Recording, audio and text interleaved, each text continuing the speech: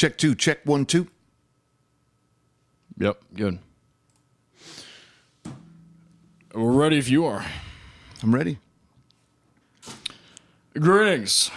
Welcome back to the Jason Damico Show. We are here live in person, which is really cool because it's been an interesting 5 months of quarantine. And yeah, it feels like nothing's changed, which is great. But we've been trying to piece together this scheduling for a while now with this guest, and I'm honored to have him here in the studio. I'll call him the song placement, production placement guru. But he's been on the NBC. He's been on NBC The Voice. His work has been on NBC The Voice. He's been on 30 plus other channels with his music, Moonshiners, Brain Games, for example, A&E, Oxygen channels, National Geographic, many, many more. A lot of other great, mysterious, interesting stories about this fellow. Please welcome to the show my very good friend, Mr. Dean Caputo. Thanks, Jason. Good to see you, brother. Beautiful Harley outside. I gotta open up with that because that's just, it's like alpine white. Harley calls this particular color Morocco gold, and in the right reflection, you can see the specks of gold in that. Wow. But yeah, it's white for the most part. Yeah, maybe in Phoenix. So your career is really interesting, multifaceted, multi-genre. And I mean, even outside of the music industry, we may talk a little bit more about that, but I'll leave that up to you. Your beginning stages. Let's talk about how you got into music. My father, really. My father, upstate New York, he was in the drum battery of a drum and bugle corps. Small, regional, I would say. Not DCI, not, the national competitors, but the local stuff upstate New York. And they would pound 2x4s in a barn all winter and all spring before they saw a drum. So they were in that barn and they were pounding 5ths and 7ths and 9ths and 11ths and 13ths and 15ths and paradiddles, double paradiddles, flam taps and drags all winter long. He never read music. Wow. They had their entire show memorized. They didn't see the drums until probably springtime because they had to start marching for position and finding their spots to perform. Right. And so he did that before he went in the Navy. He was very well versed in music, and he had come home from the Navy with stacks of albums, vinyl, anything from, James Brown and the musical soundtrack for Shaft, so R&B all the way to jazz and Jimmy the Cat Smith, for instance. And I learned a lot about music listening to his vinyls. After, also in high school, he had a 62 Strat, and they played in a band. He played in a band where there was 3 Strats, a Strat bass, and a drummer. And they were called the Decoys. And they played all the 50s music that was hot at the time, and they gigged.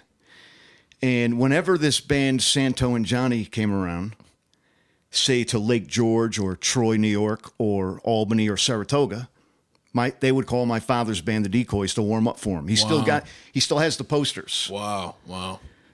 So that Santo and Johnny's major hit was it Sleepwalk? Sleepwalk, yeah. Right. And maybe you could interject that as background, when you edit. But it's a great melody, and almost everybody's heard it. They don't know who it is or the name of the song, but right. They'll be like, I know that song. It's been in movies, it's been in commercials, whatever. So fast forward to when I'm 9 years old, and my father's got an old hollow body Gibson laying around, and he heard me pick it up and go through the strings and start playing some melodies and, 2-string chords, and he started to show me some chords. It was missing a string. The following Christmas, Santa brought me an acoustic guitar and an Alfred's guitar book. And so that's when I started messing around. But I was never the guy to practice And I always felt like I had some sense of knowing how good I could possibly get no matter how much I practiced. And so I would get frustrated not getting any better, and I would put it down for months. And so through my teenage years, I got back into it, and I started playing with friends in garages. And I'm that type of guy, and you could probably relate to this. You've ever been in class, and the teacher's giving a lecture, and you're sitting back, not even listening, saying to yourself, I could teach this class so much better than this guy. Or have you ever been in church, and you're listening to the priest do his homily, and you're saying, I could be such a way better priest than this guy because I would tell a story about the gospel that we're learning, or anything like that. I got tired of playing cover tunes, although I learned how to play guitar really playing Creedence and Robert Cray stuff. Yeah. Old 60s stuff or Southern rock. So easy to play by ear. But I wanted to start writing my own stuff, so we did. And so that's where songwriting came along. But again, never practiced, never studied, and only got so good to play. So I kind of just never pursued it. So I got accepted to colleges like Berklee College of Music for their sound engineering program. Wow, cool. And Lowell University, which is now UMass Lowell. Their same program, sound recording engineer. But they threw a wrench in that, and they said, well, you need to learn how to read music, and you need to carry an instrument all 4 years. Jazz, ensemble, orchestra, or for the case of Lowell, marching band. So I started to take lessons on how to read music. And about the third time through, I was like, this ain't happening. So I went in the Marine Corps. When I got out, I sustained a sports injury in the Marine Corps. So I pursued that as a career, as an athletic trainer. And it wasn't until probably the early 90s that I got back into music. It was somebody that I met in my life whose family was also in music. Father, herself, her sister, everybody. They had albums, they were gigging, they were writing. And so I kind of came to terms with, I gave up the rock star dream a long time ago. I sat on the drums the first time in my life, and I played a beat as if it was like from a past life, or it came natural. All 4 limbs were just, but I was never going to be a great drummer. Wow.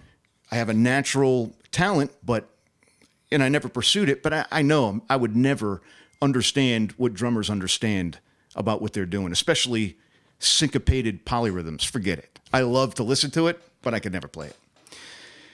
And so this person said, look, you did all of that stuff, you gave up on the rock star dream, but your stuff is good. Why don't you just write and pitch to other acts? So immediately started to study the music industry. And at the time, and things have changed drastically since then, but at that time, the country music industry was the easiest to infiltrate because barely any of the artists were writing their own material. George Strait, for instance, never wrote a song in his life. Wow. But when he was ready to put out an album, they put the feelers out, and they would get thousands of songs for George to listen to, and his A&R people and his manager and his producer and his engineer, they would filter thousands. And you're thinking the best of the songwriters are in Nashville, and then there's thousands of other songwriters that are outside the hub that are sending stuff in. I mean, so I went out and got Songwriters Market Guide and tried to get some tricks of the trade and started pitching and calling. And in fact, I brought a little something here today that I found this morning just for this. Oh, boy. Robert Cray was a big influence kind of intermediately in my life. Early on was, like I said, Southern rock, John Fogerty and Creedence. Easy stuff to play, but great tunes and fun to play. But Robert Cray was my first pitch, and through the Songwriters Market Guide, I pitched to his agency called the Rosebud Agency in San Francisco. I didn't know he was completely self-contained at the time. I thought he was going to love my stuff and put it on his next album. When you're a rookie, these are the things that you're thinking. So here's my first rejection letter. Oh, boy. It wasn't just the Rosebud Agency that I contacted. I contacted Arista Records, his A&R rep, and I still remember the gatekeeper's name, like the A&R rep secretary, Eileen, I think it was Eileen Cleary, or something like that, and I spoke to her directly. And it finally hit me, and it came to I came to terms with Bobby Cray is self-contained, and Right. he might do a cover of somebody great, like Buddy Guy or something, but Right. he writes his own stuff. I love how this is the old font. Yeah. And AOL.com, Yeah. you know, it's definitely 1996. That's awesome. Now, I have a stack of these, but this is my first, and I was honored to get it because a lot of times songwriters who didn't study the industry and don't know what they're doing, they never hear anything back. Right. These people took the time Right. to say, hey, man, thanks for pitching us this song, but we just don't have a place for it right now. You know, best of luck. They took the time to respond to me, and I have a whole stack of these rejection letters saved in a folder. You know, despite having studied the industry, I was going about it all wrong. You know, I was recording on a 4-track Tascam and sending, bouncing tracks, mixing, finalizing, and sending it out. Well, I go back and listen to that stuff now, and I cringe. The stuff I was sending to Alligator Records or Curbside Records or Irritating Records or even publishers. So I continued to write, and I continued to pitch. And then somewhere around, I think it was maybe 2009, in a very metaphysical, spiritual way, I came across production music. Now, all the time prior to that, I was seeking writing a hit, Grammy-winning, Grammy-nominated gold album, the 9.2 cents, per song, per album sold on a gold or platinum. I was looking for, obviously the performance royalties for radio play, and I was obviously looking for mechanical royalties on the sales. I was trying to write the hit as an outside songwriter. And in 2009, I came across production music in a very strange way, like look in another direction. And I did. I began to research and look into production music, and it relaxed me and gave me a lot of freedom, almost freestyle, because now I don't have to worry about writing in that small container of verse, chorus, bridge, chorus, outtake, whatever. Now I could do whatever I want. I could write a 12-second sting, or I could write a minute, 6-second, bed that's got a great groove, and it's got chunks of 12-second things, and then it changes and brings in drums 12 seconds later, and then it brings in something else, and then you can step it all up to full production at the 40-second mark, and then step it back down and roll out of it. And a music supervisor could use the entire thing or any 10, 12-second portion of that thing. Right. It's very marketable. There's a lot of freedom and liberation in that, and I began to write that. And I began to get picked up by publishers all around the world. And this is I don't share this with a lot of people, but insofar as digital audio workstations, I got a MacBook, and I got Logic Express, kind of Logic Lite, but I had no idea what I was doing. It's been years since I worked the Tascam 4-track, which was a enormous, monstrous hunk of equipment. Yeah. So I went to GarageBand first and started to mess around with the click and drag and loops, and then, customizing loops and tweaking however I wanted and putting stuff together. And my first placement was on Pawn Stars. It was about a 12-second blues slide guitar called Walking the Tracks or something like that. And it was at a very tense moment between the star and his secretary about, he bought one of his own pieces that were being auctioned, and he hadn't paid for it himself, and she was after him. And she called him out on it, and it was like there was that 12-second, and I got my first royalties. And I've gotten royalties every quarter since then. Wow. Through BMI, and also kind of another odd publisher I have that puts me into some odd kind of placements, like web commercial for a Czechoslovakian energy drink, say. That kind of thing. But yeah, that's where I am today. Now, the last few quarters, my royalties have been under $100. So I think I need to get back in there after I finish a couple of things that I have going on and producing some new stuff. Because music supervisors love to review the new stuff that a publisher or a music library has. Right. Hey, we're looking for this, and this. All right, here's a whole slew of material you can. No, but where's the new stuff? Where's the stuff that's just been uploaded like the last 60 days? And they'll jump on it. Right. Because it's obviously probably never been used before. Right. For instance, like Jingle Punks, I think they went exclusive. It got to a point where it was non-exclusive, but I remember them sending out emails a few years ago saying, listen, you got 45 more tracks to upload as non-exclusive, but after that, if you want to upload them here, they have to be exclusive. Because there was a lot of overlay. Right. And I can get into that when we get into the music business. Sure. But, you know, there's been some major mistakes made at major national corporate levels, like during Super Bowl commercials, that have, you know, gotten the attention of music libraries and music publishers and pointed them towards, yeah, we need to go strictly exclusive. So, like, I was studying the country music industry and trying to pitch to artists and publishers and barbers or hair salons or the bartender or whoever could get the material. You know, the gardener, if he could get the material. In fact, I pitched directly to at the North Carolina State Fair in Raleigh. I pitched directly to Jimmy Johnson, his people. I badged I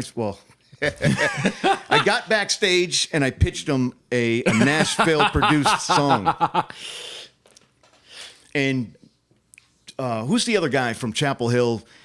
Had some stardom, and I don't mean Eric Church, way before him. And his last song, I think that hit was Alyssa Lies. He's local, black hair. He was a kid at the time. He was a 3-name guy. I went and saw him at the State Fair too, and I pitched to his folks, but nothing came out of that. 3-name guy. I don't know. Not Jason Michael Caro, but somebody else, like along those lines. He's a local guy. He was on a label in Nashville, and he had some hits, and he kind of just disappeared into obscurity. I don't know. So anyway, as I was studying the country music industry, now that I found, you know, I was studying the industry as a whole, and I had a lot of contact with a lot of different people, and I got ripped off, I got schmoozed, I got led in the wrong directions. I made all the mistakes that other songwriters. I guess it's kind of like this. When I was giving lectures at the School of Living Arts in Raleigh, through our mutual friend, and I was speaking out about the music industry and the music business and I was running songwriting groups. I was coming across songwriter after songwriter. They were writing thousands of songs that only their mom heard. You know, at some point you have to drop the pen, put on your business hat, and start marketing your own material, uploading it, pitching to publishers, music libraries, getting it out there to people to get placed. You know, if you're not going to be the artist and you're not doing things to get heard and get a following and get noticed by an A&R rep, then at least get your music out there so that somebody else might pick it up. Or as in production music, it might get played in the background or even a theme of a television show or a movie. I would explain to these kids, stop writing at some point and market your stuff. And I've made all the mistakes that you can make, but what I'm going to tell you next is how to avoid those. Right. Here's what to look for, and here's what to avoid.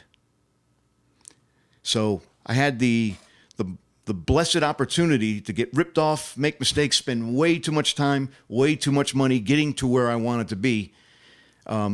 But I'm in a position now where I can share those mistakes so other songwriters don't. That's a really good synopsis as far as like how you got to where you are. And I'm curious, we were talking right before we went on, you know, entrepreneurship, the music business in general, for creatives, and I'll speak candidly about myself. It's hard throwing on that hat. And I'm a business major. And I've said this this is not I've said this many times on the shows, like multiple times. It's just a whole different psyche. How did you was it a struggle for you personally, or did you ever, when did it click that you had to sell, constantly be selling, constantly be pitching? It's like that first television placement. And Well, it's like this. I gave up the rock star dream. I gave up trying to write a hit because now everybody's self-contained primarily. Right. Bobby Cray was self-contained back then, but everybody's writing their own. I mean, people are becoming singers because they're songwriters and they're playing their own stuff. It's like Michael Bolton. Wasn't it Michael Bolton who was writing tons of hits and says, I want to do my own album. They're like, well, you really don't have the voice for that. Come on. And he had 100 hits before he even cut his own album. I'm pretty sure that's the guy. Kind of a graspy voice. Well, he started, writing for himself, and he put out some albums, and they were hits, and, he made it. Wow. When it came to production music, I had been through the ringer with marketing. I knew I wasn't going to perform. I was sending out to studio or, doing instrumentals myself as my own producer once I got into Logic and then, Logic Pro. And I was paying to pitch, which you absolutely should avoid. There's all kind of music, X-Ray, and all of these music libraries where you're paying to get heard. That should be avoided at all costs. I spent so much money I just want the opportunity to be heard. If you listen to my stuff and you don't like it, at least I know you heard it and you're giving me an honest opinion. And I was paying $5, $3, $10, $25 to pitch my material for some industry expert to hear it, and then nothing would come of it. And I was like, this is not the way to go. And I'm burning through a lot of cash. Right. So I continued to study, and I found music libraries, Jingle Punks, for instance, which every one of my television placements has come through Jingle Punks. They're great. Now, it's a little bit of selling your soul. I've hoarded out my music to anybody that would take it, just to get heard, just to get played, just to get kind of affirmation. Yeah, your stuff's good, man, because look, it's being played on this or that or the other thing. And I put it out there. Really, I hoarded it out there. Sold my soul just to get it out there. And now, because of that, for the most part, Jingle Punks will have a blanket license with music supervisors. Those are the guys that go out and collect the music and start putting it in as background and soundscapes for their programs. The blanket license is, I assume, so many seconds or this much over a minute or background music, you can just take it. And we'll collect the back end royalties off the cue sheet. Right. Which is kind of disheartening because I had like almost my entire song called Redneck Texpert was used on Toddlers and Tiaras. Now, it wasn't Honey Boo Boo that was dancing to it, but it was some, co-star that was in that little mini beauty pageant, and she danced to almost like a minute 40 of this song. And it wasn't background because it was up front, and the girl was, they had some dialogue going on. It was like a featured, semi-feature. It's like kind of soundtrack-esque almost. Well, she's on stage, they're running my music, and the mother's, coaching her and telling her what to do. I have the whole clip. I got nothing up front for that. And because, I don't know, TNT or CNW, whatever channel that was on, low audience, low licensing fees. I didn't collect a whole lot of money. It repeated. Thank God for syndication, because that show must have, repeated itself hundreds of times. And, every time it plays, you get paid. But it's not like Mike Post on down, Law and Order. Right. Any time of day. Pull up your guide, and it's on 3 different channels, and you're probably marathoning. That dude's worth $55 million. And we were born on the exact same day. That's not even his real name. It's like Postovich. He's like from the Eastern Bloc of Europe originally, his family. But Yeah. he changed it to Mike Post. That guy has put all his kids through Ivy League college, has a mansion, a boat, a motorcycle, whatever he wants, because every time Law and Order plays, he gets paid. Jeez. So anyway, I studied all that. I was paying to get heard, and I found Jingle Punks. And you have to audition. They listen to a few things, and they were like, "You're good to go." So you got to upload the songs. You got to do all your metadata, descriptions, and what instruments, whatever. Yep. And I got my first placement, which I didn't know for probably 14 months when I got my BMI statement, or maybe I had some service. It's like a biometric music service where they're listening to every channel in North America, probably now the world. You upload your music in the highest format you can get, probably WAV, right? And it gets put into a biometric database, and they're listening to every channel. Scanning. They're scanning it. And if there's a blip of something that sounds like yours, they put it in your queue. It's flagged, you review it, and you can assure that you're getting paid. Now, if it was yesterday, you're not going to know. BMI's royalties for that quarter are going to come out 8, 10, 12 months from now. But you can cross-reference. That's how I knew. Wow. So once you get that placement, you're like, oh, snap. That's an affirmation that my stuff is good. It's worthy of being played on cable television. So now you're writing and you're producing, and as soon as you're done with that piece and it's perfected to the best that you think you can do with it, now you're mastering it. You're splitting it up, the stems, some stings, some transitions, some bumpers, and you're uploading all that into Jingle Punks because a music supervisor is going to come by and you're going to get another placement. So it was like it's kind of like you were after that hit, that first hit. And that's what changed my whole. Creatives hate to be on the business side of the desk. But when your creative addiction is being fed because of the marketing and the business aspect that you pursued, you're willing to do it. It's worth it. It's a cyclical. Yeah. Yeah. The other publisher that or music library that I mainly use is Audio Sparks. Their upload is grueling. It's probably 20 pages, but they have kind of like an XM radio type of format. And I have a ton of tracks, maybe 30 tracks on their radio. And that's really what brings in my money for royalties with them. It's outside of the performing rights organizations. It's outside the pros. They're direct license from the songwriters and the creators. So it's a whole different world over there.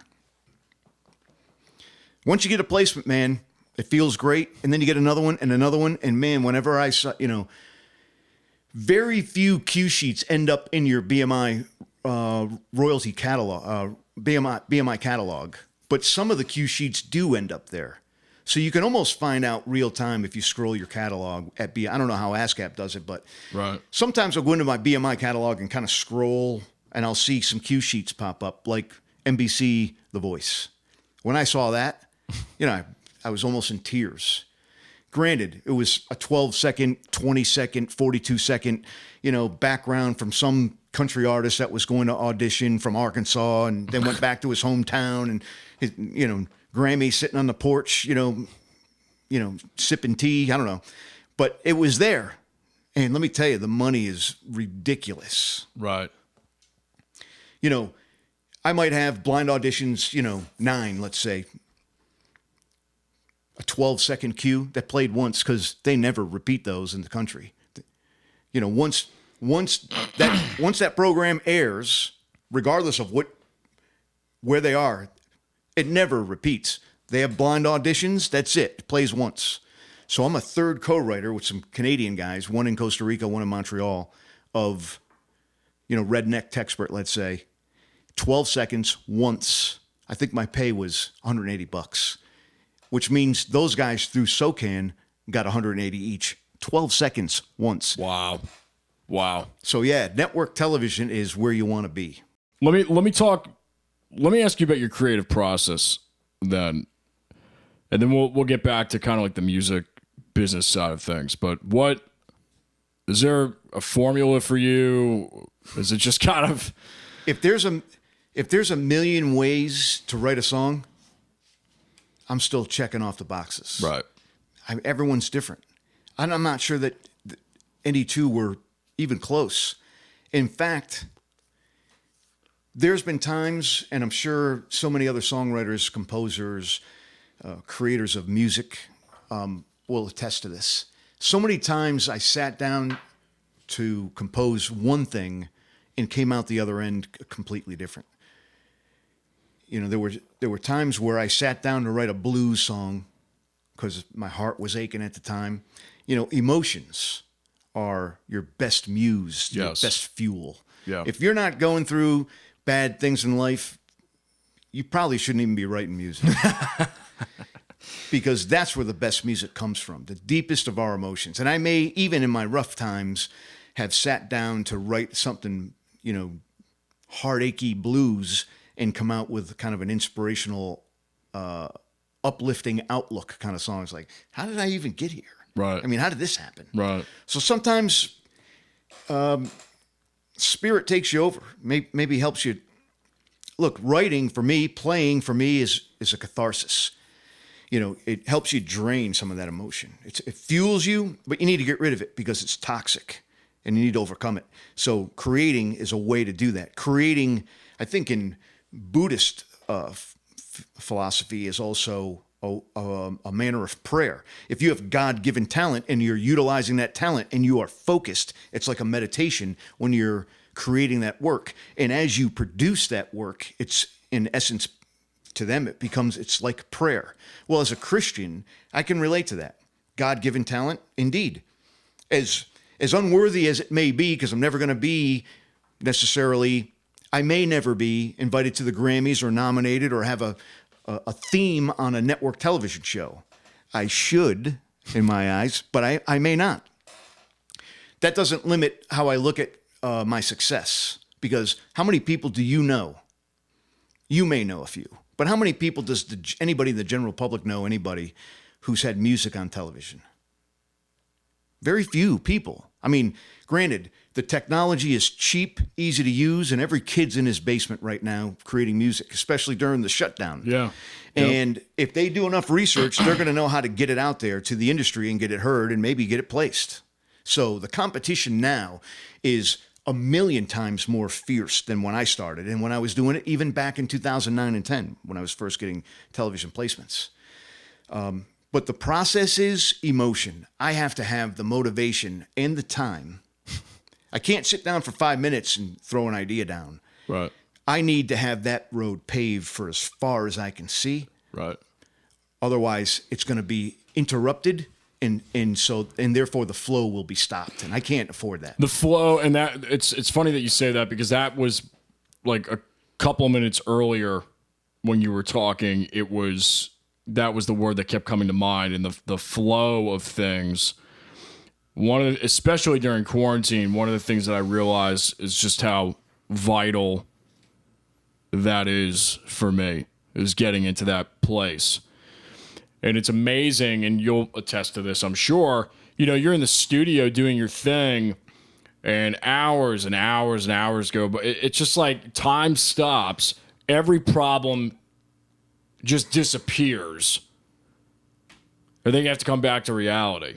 Your time stops, but the clock doesn't. Right. Because when you look up, it's been 13 hours, and you're just now starting to feel like your eyes are burning, your neck is stiff. It's and strange. You're almost dizzy.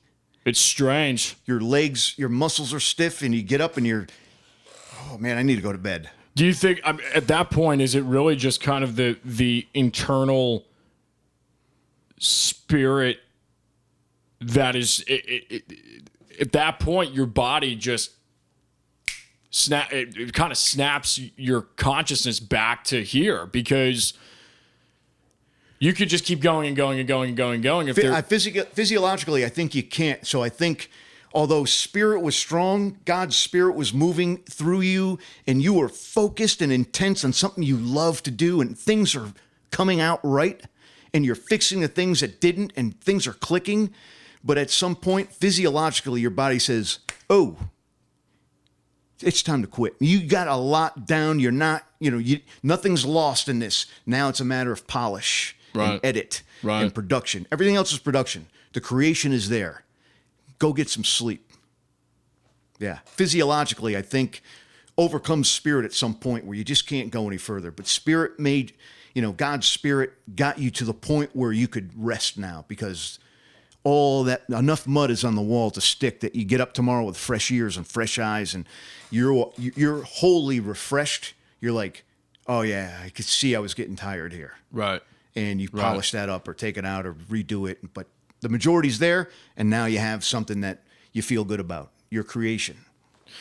Lars Ulrich talks about, kind of the Metallica production process, and they've worked with Bob Rock's one of my favorite producers of all time.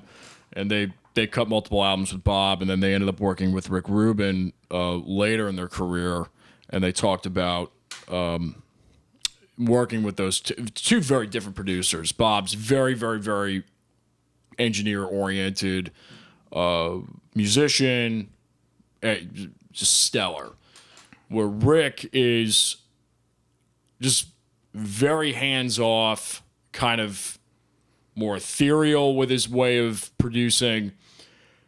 But despite all of that, Lars said that a record or a song or an audio format production is just about, making 1,000+ choices, A being,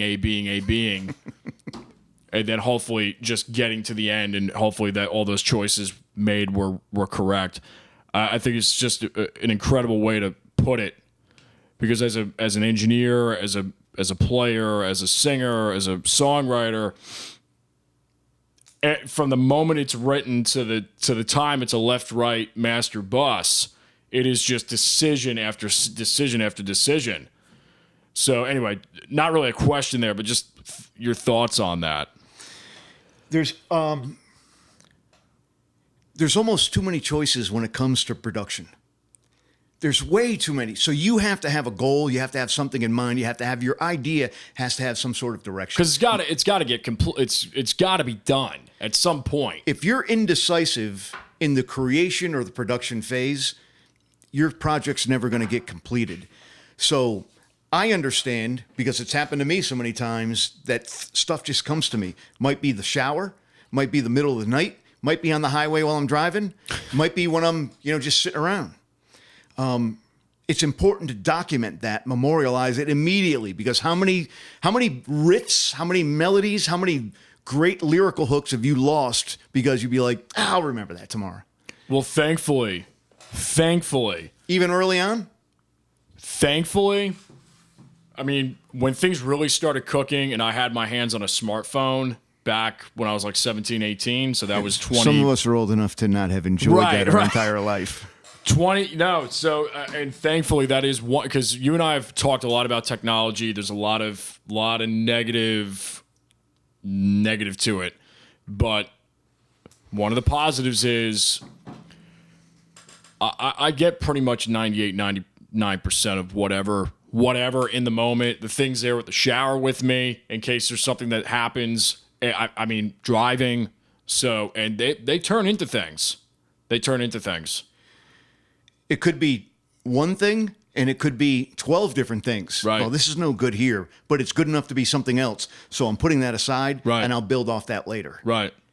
I think the majority of the lyrics that I wrote before I really got into, say, production music and music beds, I'm still writing songs on occasion. But really, before I laid off, say, in 2000, well, when I got into grad school, so say around 2015, I kind of laid off the music. I was still doing some stuff. But anyway, prior to that, when I was in the Marine Corps, I was on post sometimes 6 hours on, 6 hours off from Friday afternoon till Monday afternoon. There's nothing to do at 4:30 in the morning standing at a gate. I literally was writing blues lyrics. Right. A lot of those lyrics that I was writing ended up being utilized and put to music when I was in college, and I got with some childhood friends and some new guys that I was just meeting, and we put together the Soundhounds, and we were just all over the place. That's good. We had no genre. We were doing like whatever we wanted, and we were gigging, sometimes our own, sometimes warming up for regionally acknowledged and liked bands. Open mics. We had our own shows. We did parties for bikers, whatever. It was just a mash of stuff that we were doing. But the lead singer / producer / engineer / diplomat / booking agent / peacekeeper among the band, I won't say his name because he's attained a pretty big level of success, and he's on the Conan show now as an engineer. Very cool. he was also at Lowell, the school that I had applied to, and he was going for electrical engineering, and it just wasn't academics, non-creative just wasn't for him. And he wasn't necessarily talented as a musician, but he loved music, and he had a library of knowledge of music in his head, not reading or writing or notes or, the circle of fifths theory. Yeah. Just, he had a library of knowledge. He knew the people in the band, who their producer was, when that album came out, the songs, we encouraged him to go to one of those technical schools for sound engineers. They were like 10 months long, and you got like this certificate. Well, he went to Boston, and I think it was Aerosmith's old studio that was converted. Aerosmith being from Boston. Right. And he went to school there, and so whenever he had a special project, he brought in the Soundhounds. He had to do a commercial with background music. Soundhounds were in there recording on professional studio equipment. He had to do some other type of project. The Soundhounds were in the studio, recording music, originals. And his final exam was where he had to cut a song. He had to do a real studio-produced song. Right. Here come the Soundhounds producing our biggest hit, Lethal Love, and we still have it. And he was traveling with bands, a cappella bands, and he was doing all of these things. Pine Top Perkins would come to Blues Alley in D.C. every New Year's Eve. He would call for this guy to come down and be his sound man. He was the sound guy at House of Blues in just outside of, I think it was in Cambridge or Brockton. He was the sound guy at numerous jazz clubs. He was traveling. And unfortunately for him, and this is just his luck, he had classmates that had immediately gone out to L.A. and landed gigs. Permanent, part-time, temporary, whatever, but they were making money. And one of his guys was, man, you gotta come out. This is when Conan took over Jay Leno. You gotta come out. So he packed his stuff and drove to California. And then Leno said he wanted his show back. And so there was no Conan. Oh! Thank God he made it. He started freelancing. He started reconnecting with his network. But then Conan came back. And he's on, what, TNT Network or whatever? Now, TBS. All right. Yeah. But they don't pay the licensing fees for BMI or ASCAP. I don't know if you've noticed, but if you ever watch the show, you don't know what music they're playing, or you do because it's now public domain. And if he's doing a spot like they're playing a video game that's got music to it, they don't have the license to play that. So they cut off the sound. And they might do sound-alike. They might do a sound-alike skit. Well, they'll change the notes a little bit, and they'll change the words, and you have to guess what song it is that they're trying to portray. Right. But they don't, in case your audience or anybody in your audience doesn't know, if you want to play music publicly, you have to pay a licensing fee to BMI and ASCAP. If you only pay BMI for your license, you can only play BMI registered music. Same goes for ASCAP. So clubs, restaurants, casinos, department stores might go to Muzak, which is directly licensed through a publisher who directly licenses from the songwriters themselves, which is what Audio Sparks does.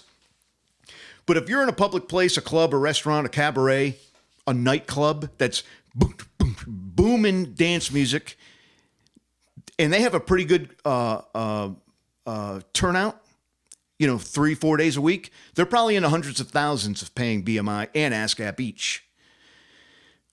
Conan doesn't pay licensing fees, so they play no music. But he's there to engineer, produce, and monitor the music that they are playing, which are either originals that the band members wrote or that they have some other type of direct license to play. So there's other routes, is I guess what I'm trying to get at, right. To be in music. So we're reset here at the cameras. Refreshed beverages. We're trying to kill this fly in here. Thing like resurrected from the dead. I hit it, and then just when I don't know. I don't even know how to explain that. I got it in the Kleenex. You didn't just hit it. You hit it with a package with your hand behind the package. Yeah. Which was, although it was against the pillow cushion, so it could have just been stunned. But that thing's got more than one life. No, there's definitely some voodoo in that thing. Demonic fly. Probably. That'll be a band here pretty soon. Probably out of L.A. or some L.A. spillover town like Albuquerque. Speaking of all of that. I mean, we've had a lot of conversations about vibration, metaphysics, Yeah. existentialism.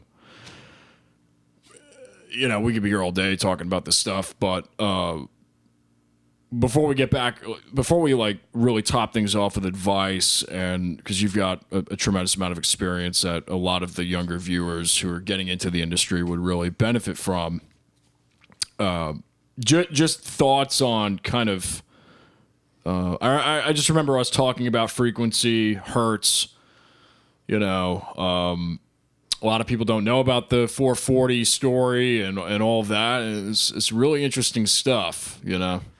You know, the Lord has put me on so many different paths. I was a prodigal son for a lot of my life, where I was, you know, Christianity, or let me rephrase that. Christianity as it was presented to me wasn't enough for me. So I looked into the Gnostic gospels that were found in the Nag Hammadi Desert in 1945 by some fertilizer guys that were out there digging, and they found these pots, and you know, and these things dated back to the same date as, I mean, they were, you know, parchment paper. They weren't like the Sumerian tablets that last forever, you know, and can withstand the elements in time. These were, you know, they were written on parchment. You know, the one thing that the ancients did wrong,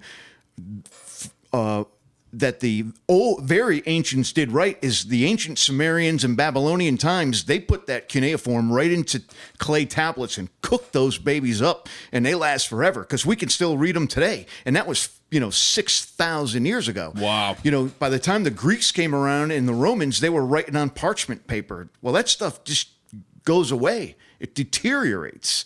It doesn't even have to be exposed to the elements.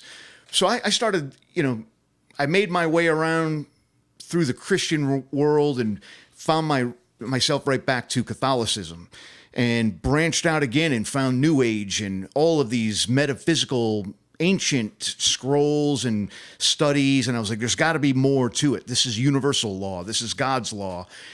I never abandoned Christianity, but I was looking for alternatives to what was presented to me or made available to me conventionally or traditionally. And I went a long way around to get there. And what I found was, and I'm not looking to offend any of your viewers who are not Christian, but I'm an unapologetic Christian. What I found was that the Jesus that is taught through traditional Christianity is not necessarily accurate. There's more to Jesus than a lot of people know. And that a lot of these Luciferian things that have been, I would say, hijacked from ancient scripture, ancient universal laws, God's universe, are not Luciferian at its base. They're originally God's universal power. Right. Numerology, for instance, gematria, Plato's base, you know, the Platonic solids. Right. You know, the pineal gland.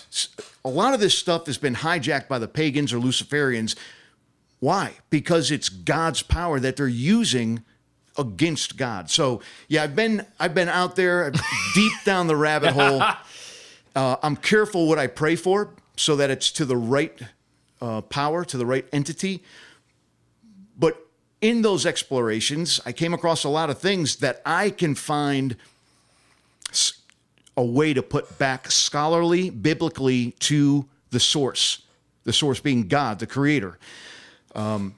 Including, let's say, what we spoke about recently, solfeggio tones. Right. God's frequency, I believe. And so was it World War I where some German musical society said, you know, I think we're going to get off this frequency. We're going to make concert A 440. Everybody's like, okay. Well, it's dissonant, I believe, to God's frequency. And so I believe that there's entities, groups, people out there to remove people from the source.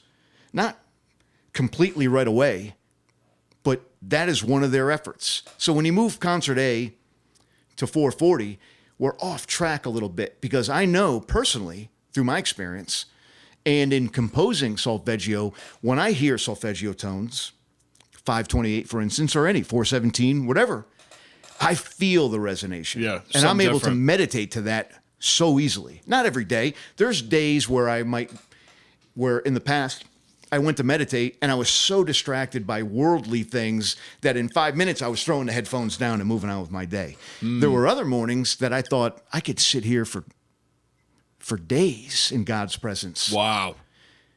and get all kinds of answers and material, comedic or music.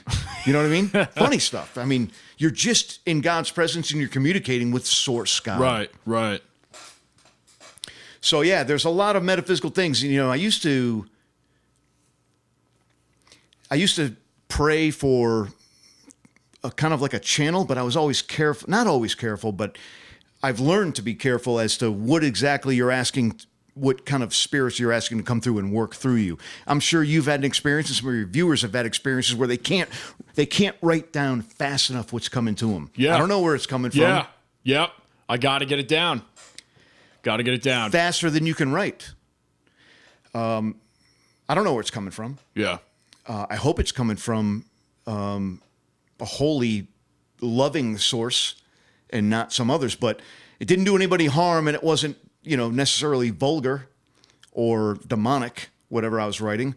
But I'm careful about who I pray to, how I pray, and what I ask for, especially in my process. Right. Right. There's a let's call it a fraternity out there that always announces before, I'm paraphrasing here, before we embark on any event, we always invoke the power of God. I'm not sure what God they're invoking or who they pray to, and that's a topic for another day. However, the sentiment is right. Before you embark on anything, whether it's leaving the house, getting on a plane, or writing a song, or even contemplation and or meditation to sit in God's presence, you should invoke God's power, God's name before you do that.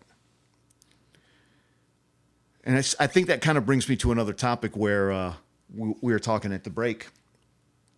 I believe that I have a talent, as unworthy as it may be. I believe that I have a God-given talent to, kind of play some instruments and to compose music and I never took a songwriting school or any music classes. I just figured stuff out, right, which I think is an accomplishment, especially when I went to interview at like Berkeley or Lowell, and they said, listen, you play by ear, and that's a really good talent to have, because a lot of people can't do that. They need to read. And I was like, what? What do you mean? You mean there's talented people out there that can't sit and listen to music and play the 3 chords that they're playing? No. What? Yeah, there's like, so you have that, Yeah. but you need to learn how to read music. Not happening. Nah. So I had a God-given talents that get me to a certain point, but as I told you before, I'm so undisciplined as a person that the last thing I think God wants for me is to be rich and famous, because I would wreck it. I would last maybe a year, and I would have just overindulged probably. And so it's tough to reconcile, because here I have these God-given talents, and He's back. there he is. He'll find it. Keep talking. I think I'll take a sip. That's $80 scotch, so be careful with your swipe. You know what?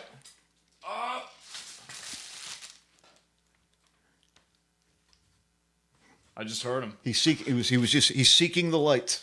Is he right there? No, he's still buzzing around behind me somewhere. All right. Anyway, it's tough to reconcile, but I have these God-given talents, and they weren't going anywhere. So I kind of prayed. I was like, God, you put this in my life. You give me these talents to do certain things, albeit not at this world-recognized level, but, it's like, where am I going with this? I've spent a lot of time and money and focus, and I'm giving all my thanks and graces to you.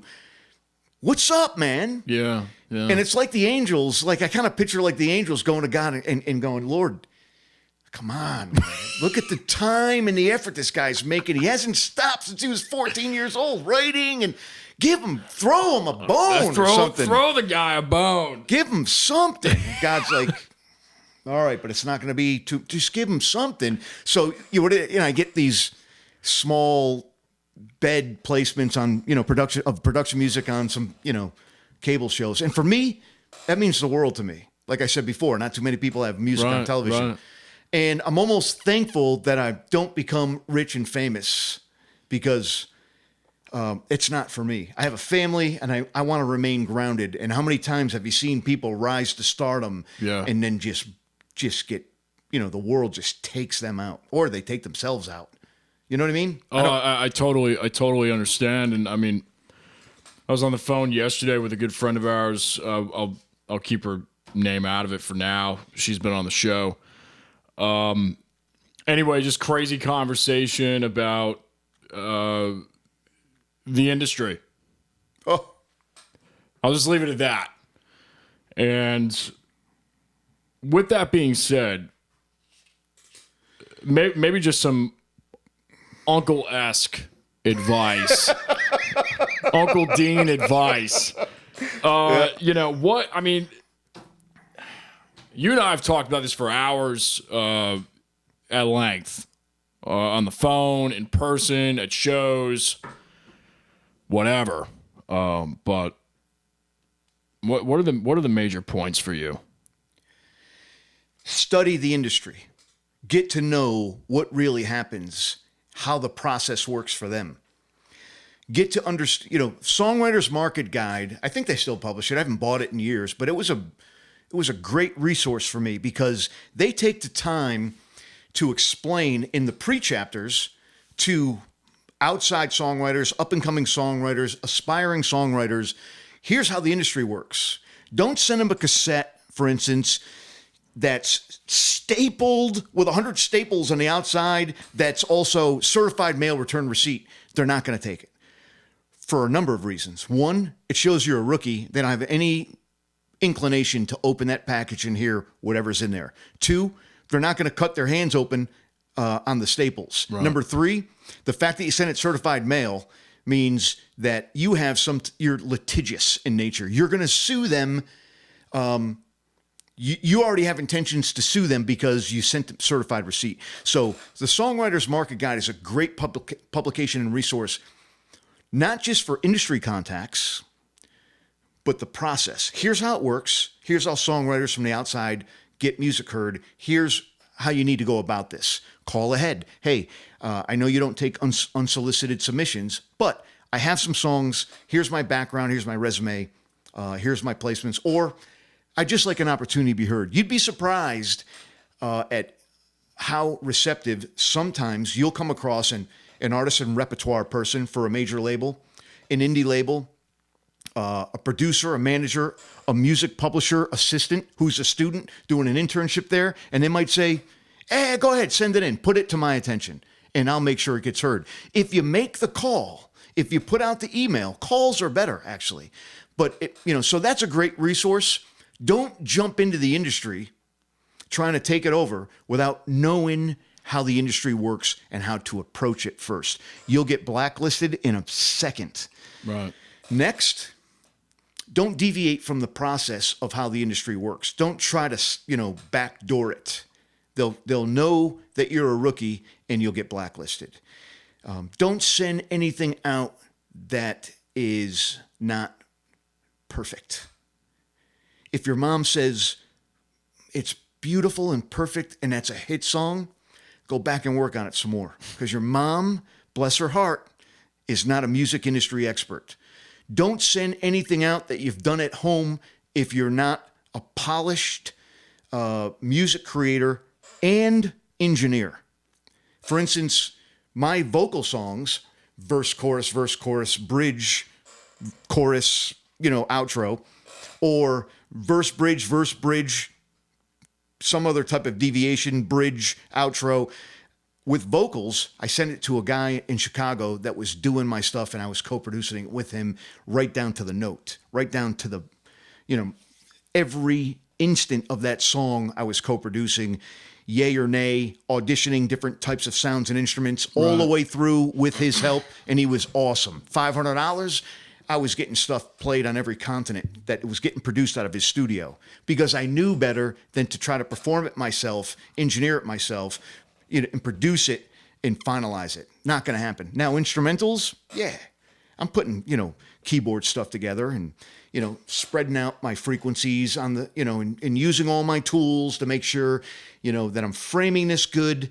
And when I get to mastering, I'm just pushing volume to get some, reduce the, the noise ratio. I got proficient in that enough, and a lot of my stuff got placed. But I didn't send stuff out like I did in the 90s that was completely just raw.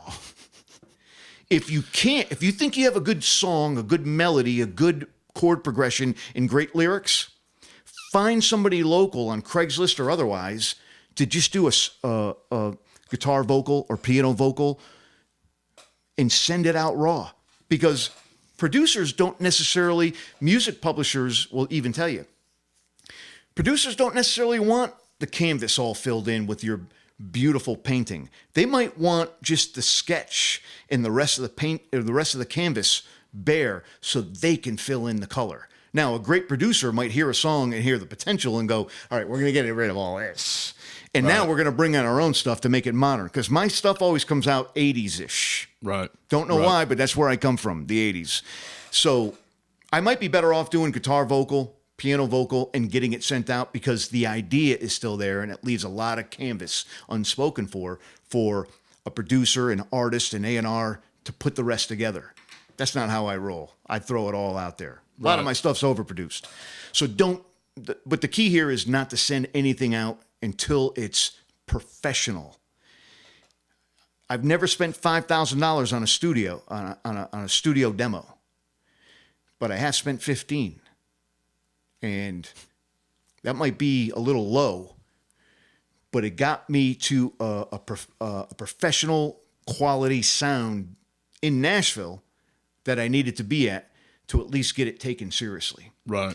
Next, while you're pursuing your fame and fortune as a songwriter, composer, music creator, I would say it's okay to join contests, which they have in the Songwriters Market Guide. I've won international lyric contests, and one of them that I won, they put me with a husband and wife team out of Nashville who are published songwriters. They've written for Patti LaBelle, Snoop Dogg, and a variety of other artists. Wow. And they took my original lyrics, to which I had music to. They weren't interested. They put their own music, and we kind of co-produced this final product. And that's the stuff I was pitching, they said I was the pitchingest co-writer they ever came across. Because I was pitching the crap out of that thing to everybody who would listen to it. And I kind of gave up, and I hit them up, and I was like, I kind of give up on this song. They were like, don't. Because we've written songs that didn't get attention for 20 or 25 years and then finally got published. Wow. So don't give up on a song. Wow. Keep it going. Yeah. Don't put it on the shelf. Keep it in your catalog, active repertoire. So joining contests is cool, but don't pay to play. Don't pay to get your stuff heard. You shouldn't have to. Pitch it to music publishers. Valid, legit music publishers, whether in Nashville, New York, LA, the three music hubs, or outside kind of minor hubs like Dallas, Seattle. Legit publishers aren't going to charge you to hear your music. They're just not going to do it. That's just not how the industry works. So if you come across a website, a web page, a group, a library where they're saying, yeah, just send us $25 and we'll listen to your music. They have no intentions of doing anything. I once got caught up in Nashville with somebody who was literally in Music Row and established that said, I listen to your music and I think it's good. I can't place it with any particular artists right now, but what I can offer you is this. Song plugger, avoid at all costs. She wanted like $250 a month. She was going to pitch my music to all of these people in Music Square and send me a report every month of who she pitched it to. And that kind of caught me off guard. So I contacted the Songwriters Guild, Songwriters Guild. And I said, I'm a little suspicious of this. And they were like, who said this? And I told them who, and they were like, well, you did the right thing to call and tell us this, because that's highly unusual, especially from somebody of her stature, because she's successful as a music publisher. And it must have got their attention, because she stopped kind of nagging me about it, and I avoided that. So never pay to have your music accepted by a publisher. In fact, it used to be the other way around. If you pitched to a publisher and they liked your material, two things happened back in the 90s. One, they sent you a single songwriter contract and they advanced you $5,000. And two, they asked you what else you got in your catalog. Right. Now, Everything's flipped. Oh, yeah. Yeah. Now, it hasn't completely flipped, because publishers shouldn't be charging you to hear your music. Right. Many of them have become completely, you can't submit, you can't pitch unsolicited. You need to have an industry contact refer you. They need to know you. Somebody needs to call them ahead of you, whatever. Right, But right. It doesn't say, if you call them, cold call them before sending them something and say, listen, I know you don't take unsolicited material, but here's the deal. Here's who I am. Here's what I've done. I'd like to send you a song that I think you might like. It's going to take 45 seconds of your time. Can I send it to you? You'd be surprised. You might get it, like I said before. How many will say yes, or?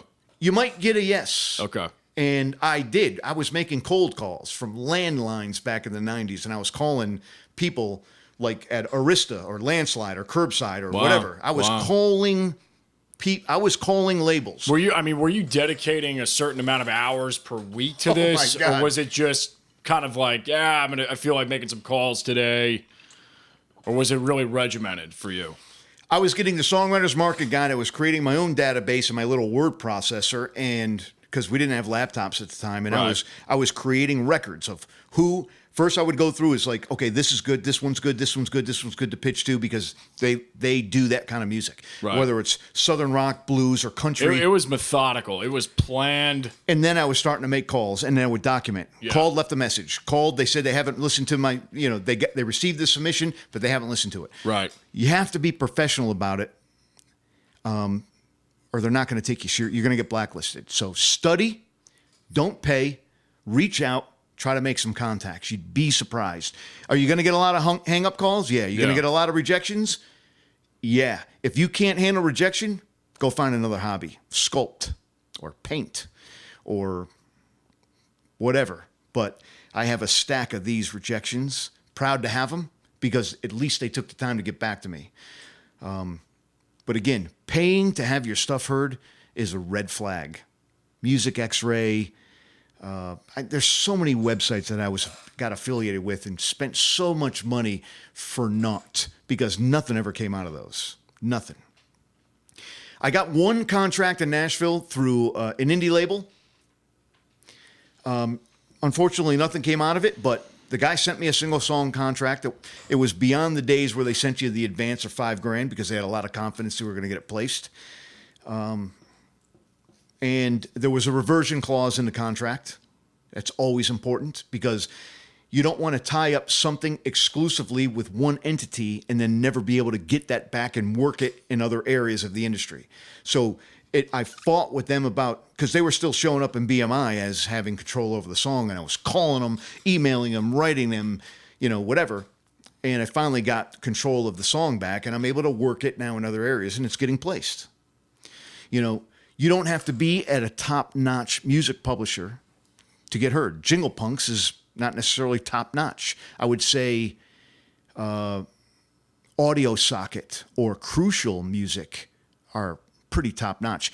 Look at the credits after any program and slow it down or stop it and see who provided the music. Who placed. Right. Yeah. So there is a particular music library that I absolutely can't get into. They've rejected all of my material. I even co-wrote a song with a guy who is like a major star with this library. And I don't know if it's because he saw that I was a co-writer or whatever. It got that he submitted 3 songs. One of them was the one we co-wrote together. The other 2 got accepted, and the one I co-wrote with him got rejected. Yet I'm watching a show that I have music on through Jingle Punks, and at the end of the show, music provided by Jingle Punks and that library. I'm like, I'm just as good, bro. I'm on the same shows as you. You know, and when I hear about this guy on the boards, get on the forums and look on the internet. You'll find, you know, a music library report. They're charging now, but the information is worthy because there's a lot of inveterate, very experienced, successful songwriters, composers in that board that share a lot of music, tips and whatnot. And when I was, you know, visiting that board a lot, I was seeing this guy in particular that runs this particular library is really finicky and picky to the point where you created one of your best projects and it's perfect. It's like, it's not going to get any better. And he's calling you up and saying, we like the song, we want to sign it, but here's what you need to do. You need to pull back on this and add some cowbell and then send us the stems and we're going to tweak that. And then we're going to do, and you need to take out this whole 12-second section because it defeats the rest, it defeats the purpose of the piece. It's like, whoa. And songwriters actually acquiesce to what he wants because he gets placements. Right. But I'm not in his library and I'm getting placements on the same shows. So there you go. Mad props to Jingle Punks. Do your research. Don't pay to get placed. Don't pay to get heard. Get the Songwriters Market Guide. Make some cold calls to publishers. Doesn't have to be a high-end publisher because how did high-end publishers get there? They broke out by getting a placement, by giving a songwriter a chance. You got to start. They didn't start at the top. You just they gotta worked start. their way up there. Yeah. Publishers come and go, man. Libraries come and go. Come and go. The good ones are the ones that recruit the good talent and maintain and build their catalog. Some publishers get too big. I think it's called Music Library. They have like hundreds of thousands of things in their catalog with very little metadata to describe it. So it's by pure luck. I get heard reports all the time from that thing, but nothing's ever come from it. Right. I think I had, and I was paying for pro level, whatever, to get the inside. Did nothing for me. There was a movie that came out, The Rest in Peace Department. There were like these spirits that died and came back to handle the demons that were still walking the earth. It was a kind of a comedy, semi-Marvel kind of thing. And I had a song that was up for that movie through that particular library. Didn't make it, as happens so many times. But again, you can't hinge it all on that one opportunity. So Right. Yeah, young songwriters need to know the industry and get very familiar with how it works. Keep working, polish your stuff until it can't be polished anymore. Don't send anything out that's not ready, and send it to the right folks.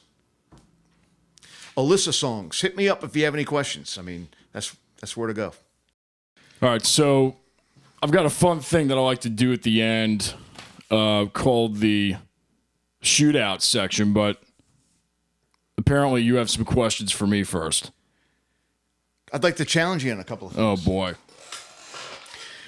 You're like my son when people ask him, so what instruments do you play? And he says, it'd be easier if you asked me what instruments I don't play, right? Because you play just about everything. Not just about everything, but... you play quite a few instruments. Enough to probably end up in the psych ward. So my question to you is this. I said early on, because I knew I lacked the talent, regardless of how much I practiced, that I gave up the rock star dream. And it's probably a good thing because I'd be dead already. I'd have been dead a long time ago. But I pursued music from an outside as a songwriter to give to other people or to have it played on other people's projects. You are still pursuing success as a performer. I'd like to ask you if you have considered pitching your music as hard as it is to let your babies go. Have you considered pitching some of your probably your more hittest material to other folks that might want to record it. Have you considered that? I'm actually working with, I'd say the names, but I can't because I'm not contractually in yet. I have the contracts. We're looking at them. I'm just now really starting that process. Yeah. It's liberating, isn't it?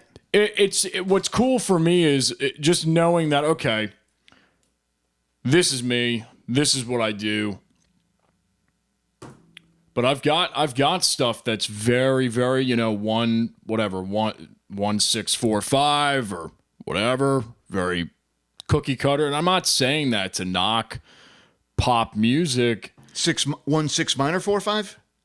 Whatever. 1 minor 6-4-5. Yeah. Whatever. I have one of those. You probably have 25 No, I of just those. have one. Okay. I remember it very specifically. Yeah. Because I didn't know where to go from there, so. Yeah. So, you know what I mean? Like the 3 to 4 chord thing. But blues is like that too. Everything comes from blues originally. But, yeah, it really wasn't my idea. I got approached by a fellow that was on this show, believe it or not, a few months back. And we just started co-writing together. And just kind of, it's like, yeah, why not? Why not? So it's got my gears turning in a different direction because I can write pretty much anything. And I'm not sure why that is. You're prolific. Maybe. I don't know. Not maybe. You are. So, yeah. Recently, yes. And excited to do more of that. We'll see where it goes. Have you ever considered taking some of your professional productions of any particular songs that you think are commercial?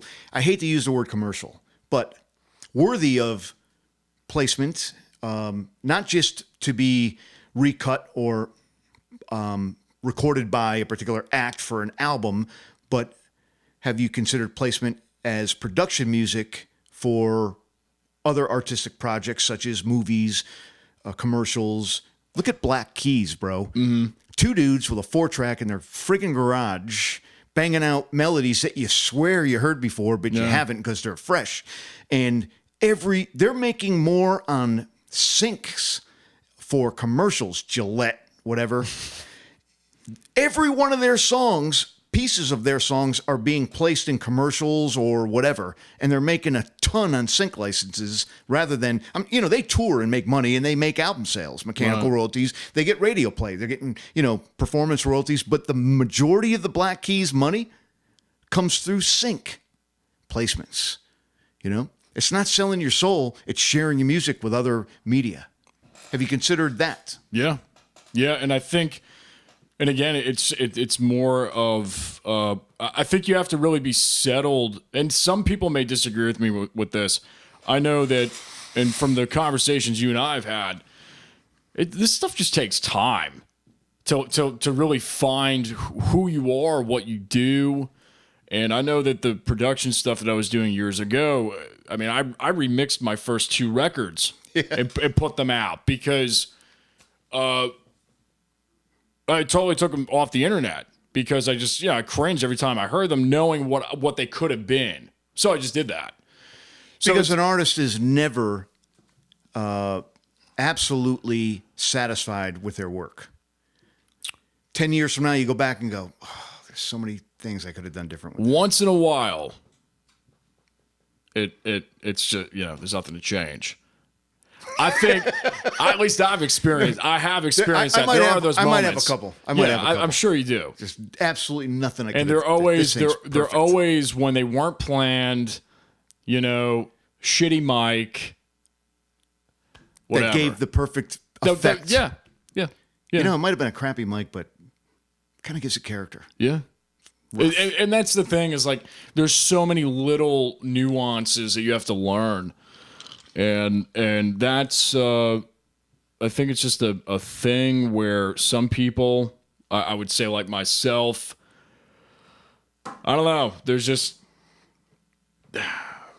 So like the point is this, as a non-performing songwriter, let's say, or as any songwriter, even one who's performing but not really getting there, you still have great material that you've created. There's so many opportunities. There's a ton of opportunities, but you have to be careful. See, one of the mistakes that I did, that I committed, as even though I was studying the industry, I was over anxious on getting heard and successful. There's a fine line between being unselfish with your music and getting it out to be heard and whoring out your music. I hate to use that term, but that's really what I did. I gave it to anybody who would take it. I mean, maybe 7 or 8 years ago, my wife brings me a $90 deposit on a shared account that we used to have, like at a Bank of America. I no longer bank with banks. It's credit unions only because of personal convictions that I have. But I'm still on her bank account by name. And she was like, hey, do you know who this thing is? Blank and Blank Music? Because there's a $90 deposit in here. And I was like, they must have used my music and those are my royalties. She was like, can I have it? Yeah, go ahead, to keep the 90. I don't even know who it was because my stuff is all over the internet. Right.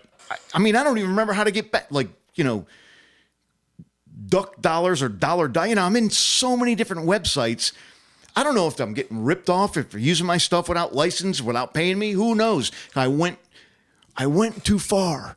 So you have to be careful with who you go to. Now, there's one point I wanted to make about exclusivity that I forgot to mention. And there was a major mistake. And I'm pretty sure it was during a Super Bowl commercial.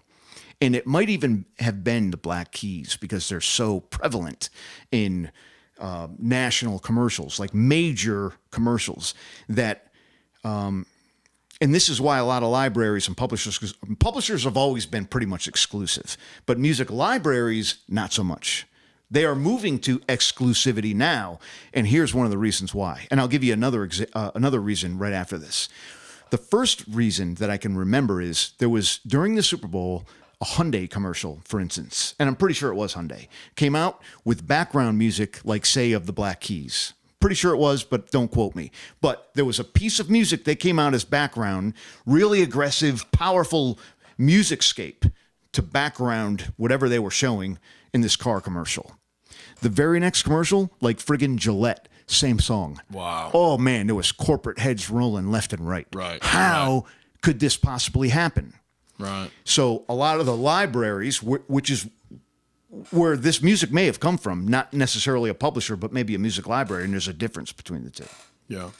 However, music libraries act as publishers. Right. Insofar as control, administration, and royalty. You're going to get, if you're the only songwriter, you're going to get 100% of the songwriter royalties on the back end or the upfront on the sync license, and they're going to get 100% of the publisher license, unless it's non-exclusive and somebody else had something to do with it. So that's when heads started to roll, and it was like a major mistake because people around the nation who were watching, the halftime show at Super Bowl was like, wasn't that the same song from the last one? Anybody who was paying attention heard it. But that was a major gaffe. The other reason music libraries are moving towards the traditional music publisher kind of format of business is, let's say you have a song at 4 different music publishers. Let's use libraries for now. Let's say you have a song at Audio Socket, Crucial Music, Audio Sparks, and Jingle Punks, right? They all get a lead for the same opportunity for a song pitch, and your song happens to be perfect for what they're looking for. Like, I was getting pitched for Duck Dynasty. This is perfect for Duck Dynasty. All 4 of those libraries submit the song, your song, for that scene. Well, the music supervisor gets 4 of those songs. He's like, I already listened to this twice, 3 times, 4 times. Who do I give it to? Who do I put on the cue sheet? Because the cue sheet for your listeners is whatever music they do use goes on a cue sheet, and they submit that to the pros, the performing rights organizations, BMI and ASCAP. They log it, they calculate it, and they figure out how much you're going to get paid on the back end for your royalties every time it's broadcast. Which of the 4 music libraries does the music supervisor use? They'll usually tag it, like your song, Jamie's gun. I don't want to have any, copyright issues here. Jamie's gun. When you get it to when you get it to Jingle Punks, they're going to put Jamie's gun JP. Right. Audio Socket might ask you to change the name of the song entirely. Well, that goes against my creative process. We don't care. Right. But it's out there in other places, and we need to know that it's going to be ours. So if they say the gun of Jamie, we know it's ours instead of Jamie, whatever. Right. It's just a lot of confusion, and I think that's why the music library, why the music libraries are going to exclusivity. Yeah. No confusion, and they're the only ones that have it to be pitching, and it's never going to get overlapped with somebody else. I'll add this based on the question that you just asked me, which is liberating in the sense of that you can write something that's just for pitching. So I can write material for me that I'm going to use for my music. But I can also put on just the pitching writing hat and just go to town. Right. I like that. Now, little advice with regard to that. You are a very talented songwriter, performer. I was co-writing with another local guy, and I'm not a big fan of co-writing. And as just to divert a little bit, co-writing, I'm happy to share ideas and converge on one particular point. But when it comes to the administration of songwriting and song pitching, you end up facing a lot of hurdles. You might want to go with a particular publisher who has great ideas and pitching opportunities for your piece, but It's a marriage. There comes contracts and verbiage and clauses, and there might be an opportunity coming up that your music library wants to use this for, and your songwriter's holding you back, your co-writer's holding you back because he doesn't want to sign for this, and I don't like this word, and I don't like it. So for me, I don't co-write anymore. Because it gets in the way of my administration and pitching abilities. I just now started from a business standpoint, started doing it. And this is after I've written hundreds of songs. It's almost like you have to come to terms with your co-writer with not just the idea. It's got to be right. It's not just a creative process that you have to kind of be in sync with them. It's the post-creative process. The mission. The administrative. Yes. You have the creative and you have the administrative. That's it. Make sure that you're in line with the co-writer on both of those aspects before you engage in this endeavor, because there's a lot of headaches at the other end. It's great advice. It's great. So I was co-writing with this guy, super talented, great songwriter, great guitarist, very creative, very fresh and unique. Was gigging acoustically, and we met to co-write something, and he said, I auditioned for Jingle Punks and I got rejected, and I was like, what? How's that? I mean, what did you pitch them? What songs that you wrote? Because I was familiar with his catalog. I mean, he had a lot of good stuff.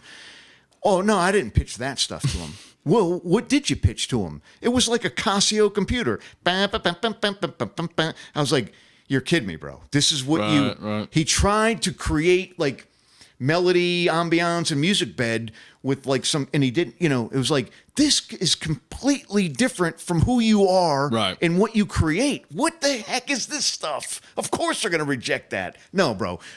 Do me a favor. Stop and don't pitch anything. You're going to lose credibility with them. Once you're rejected once, they might be willing to hear you a second time, but after that, they're just not even going to respond anymore. Don't pitch anything else until at least give me an opportunity to hear it. Not that I'm an expert, but I'm in a lot of libraries and I've had material accepted. I know what they're looking for. I mean, you might be a great songwriter and performer, but if you want to start pitching to publishers in libraries, and you're not going to send the stuff out to get done or perform it yourself at a professional studio, don't send it. If you're not going to be your own engineer where you can polish stuff and send quality material, don't send it. You're going to get rejected. And they want things that are totally in-house because it makes their job easier because they don't have to herd cats and go get permission from the other writers. You mean exclusive stuff? Just music houses in general, publishing houses, placement houses in general. Nobody wants to compete with another entity that has rights to your stuff. Well, and they in the sense of they don't want to have any extra work created. Like, in other words, they want to know that you have everything written off ahead of time. If you did collaborate with somebody, that all the paperwork is done. So it's less work that you have to do. If you can keep everything in-house, you're doing the engineering, you're writing 100% of the material, you could tell them up front, I own all the rights. I don't need to hurt cats. Yeah. You're not going to be able to pitch to a music library if you don't control all the rights. If you don't control all the rights, then they need for your co-writer or co-writers to sign the contract for that song, right, or songs, right, and that just becomes a headache for me. So I no longer do it. No. Now, if somebody reached out to me, like I told you, the Canadian guy that lives in Costa Rica, reached out to me, and I was like, yeah, all right, let's do it. I got locked out of the music of that song because I normally don't like to do this, but they had music that was established and terrible lyrics because English is not their first language.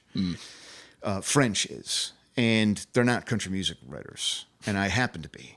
So I rewrote the whole song, but what I told him up front is I want 1/3 of the music and the lyrics, and he was like, "Oh yeah, of course, 1/3 of the whole song as 1/3 co-writer," even though I only did the lyrics, all of the lyrics to the music, which is tough to do. Right. I think almost any songwriter would say, I want to get the lyrics on paper and wrap the music around it. Because that way I'm not taking anything out of my message through the lyrics. And the music becomes fresh and unique and unpredictable because I'm wrapping the music around those words. A great example of somebody who's done that I recognize at an early age, Baja. She's like from Czechoslovakia or somewhere in Eastern Europe, kind of a jazzy pop, but she never compromised on her lyrics. Always wrote, I haven't asked her personally, I can just tell. She never compromised because the music always was adapted to the words. Yeah. You know who else? Sade. Yeah. Luther Vandross was a bit, again, I don't like to use the word commercial, but he got his message through and wrapped the music around it. So you can recognize that. You can also recognize when somebody just has a good riff and they just throw in some lyrics, like Nirvana. Who cares? We didn't care. I've seen interviews. We didn't care what we were saying. We just needed to fill in the blanks, So yeah, back to co-writing, man. It's be careful in your approach. Make sure you have everything in line, both on the creative and the administrative side with your co-writer. So you want to do a shootout or some lightning round or where something? I say a word. Oh boy! And you just say a word back. Isn't that word association or you could psychologically say that test or something? You could say that. All right. Does it have to be music related or anything? Well, I mean, they're all pretty much music related. Okay. All right. Let me. But you don't have. I'm not. No, you do whatever comes to mind. This is a judgment-free zone. Especially with a few ounces of scotch in this. Right. All right. Yeah, I'm free to go. I'm free to go. With some fly. Yeah, some fly residue. Fly on the side. Fly schmeg. Fly on the side. Good song title. Drums. Say again? Drums. Beats. Guitar. Strums. Bass. Flicks. Thumps. Keyboards. Keyboards. Melody. Song. Creation. Mood. Emotion. That's good. Vibe. Resonance. Studio. Money. That's good. Live. Life? Live. Live? Live, yeah. Real. Writing. Cathartic. Scotch.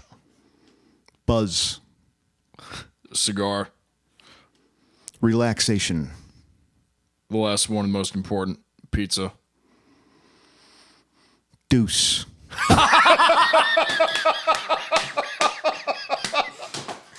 Yeah, had to go there. I'm sorry, man. I ask everybody this question at the end, which is, if you could go back in time to your 15-year-old self, knowing what you know now, what would you tell him? Smarten the F up. I would love to go back to my 15-year-old self and slap myself. Yeah. You know, get your stuff together. I blew my whole 20s, man. And I'm not sorry for it because they were a great experience. Right. But, you know, I went in the Marine Corps at 17, got out, went to college, was ready to do business in my early 20s, went down to Miami and just partied. I mean, it was like I was living on vacation and I had to show up somewhere just to get a paycheck, you know, during the day. Right. And then I just traveled and I was living like a rock star in my 20s. And I was approaching my 30-year-old self, and my father sat me down and he said, "Hey, don't you think it's about time you settled down?" "Pop, what do you mean? What are you talking about?" I said, "You're going to be 30 this year, aren't you?" "Yeah." "Well, I mean, what the hell are you doing with your life? I mean, don't you have friends that are married with kids and jobs and houses?" I was like, "Yeah." "You don't even have a job. You're pouring concrete, man. What you were doing at 14 years old. In and out of the Marine Corps, in and out of college, you're back up here in New York pouring concrete. I was like, "Pop, whoa, you're bringing me down, man." But it really, 30 hurt. 30 hurts, you'll see. 30 is no longer your 20s, man. Right, and, right. you know, the world kind of has expectations of you when you're 30. You can't just be a flop when you're 30. I'm already feeling it in my mid-20s. The expectations of the world, yeah. of the people who love you, your friends, your family. Yeah. Like, no, I'll give everybody their 20s because I gave myself my 20s. Right. I'm never going to hold what people are doing in their 20s against them. Look, I was already accomplished and established. Marine Corps, college degree with honors. Now I have the freedom to go do whatever I want as long as I'm still in my 20s. But 30, yeah, time to figure some things out. And so I went and got the job that I just retired from. I had a professional career. See, that's the thing that I haven't mentioned yet, but I was never willing to starve for my craft. Was my songwriting good? Yes. It's been affirmed by the industry. They've recognized it. So I know it was. Was I willing to move to Nashville, LA, or New York and eat out of dumpsters and live in my car and be cold knocking and pitching my material? Nope. Wasn't willing to do it. Was I willing to have a real job with a steady paycheck to support myself and my family and raise a family and do this on the side as a hobby and see if something could come out of it? I was willing to go to those lengths, and I put a lot of time and money. I sacrificed from time from my family, money from my household, but I was never willing to starve for it. And maybe that's one of the requirements. Garth Brooks, for instance. I mean, if you ask me, that dude can't sing, but he can write and he can perform. And he moved to Nashville and lived in his truck and ate out of garbage cans for a while until somebody found him. Yeah. And Nashville's really competitive. Yep. You're almost better off not going and sending stuff in because everybody at the Bluebird Cafe is awesome and should be on a label, but they're not. But, you know, he was willing to starve for his craft. I wasn't. Wow. Backup plan. I got to have an income. I got to have something that I can rely on and do this on the side. Maybe that's why I never made it huge, but I made it not huge. Your information, you said it earlier, but we'll have it in the description box below or to the sides, depending on the, if it's, you know, if people are listening, watching on YouTube, or if they're on Spotify, iTunes, iHeart, all those. Where can they find you? AlyssaSongs.com. One word, Alyssa Songs, my firstborn name. A lot of people are after that name. It's I've been offered money. I've been tied up with some litigation for chicks named Alyssa who write songs, but I'm not giving it up. So AlyssaSongs.com. I can be found on Jingle Punks, Audio Sparks. somebody came into Audio Sparks and took a chunk of my catalog and put it on Spotify. So I have a number of songs actually on Spotify under, I think, and Amazon, like Dean Anthony Caputo. So I don't know how it got there. And I make like, $1 per a million spins. So I'm not going to retire off it. But again, I'm just a humble songwriter. I'm glad that it's being heard and that there's people that like it and listen to it, favorite it, whatever. This has been fun. This has been good. Yeah, Jay. Fly is still alive. He's right there. Yeah, he just won't go away. He just won't go away. We should have let him drink a little bit of the scotch. He'd be passed out by now. Thank you guys so much for tuning in, and we will see you on the next one. Peace. So this is a little bonus. We got him. Do you have any final words? He pushed too far.